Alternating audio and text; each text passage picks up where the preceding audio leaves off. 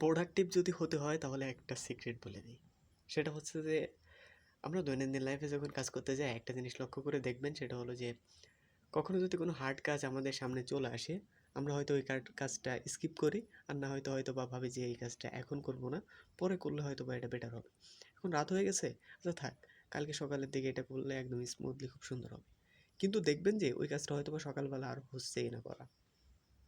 কারণ হার্ড কাজ আসলে আমরা তখন ভাবি যে এই কাজটা অনেক কঠিন, আপাতত থাক, এটা পরে দেখব। পরে দেখব মানে শেষ।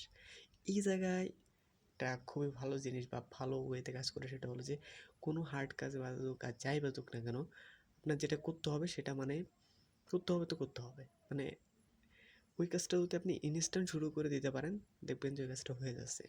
মানে একটা কাজ শুরু করে দিলে ওই কাজটার ভিতরে যখন ঢোকা হয়, তখন একটা মোমেন্টাম চলে আসে। বা ওই কাজটা কঠিন মনে হলো, বাট করতে করতে ওই কাজটা অনেকটা সহজ হয়ে যায়, কাজের ভিতরে কঠিন থাকলেও। বাট এখন থেকে চেষ্টা করবেন যে যে কোনো কাজ কঠিন হয়ে গেলো, বাট শুরু করতে হবে, শুরুটা করুন, দেখবেন যে কাজটা ইজি হয়ে যাচ্ছে। তো কাজ নেক্সট ডে কোনো ঝামেলা চলে আসলে স্কিপ করবেন না।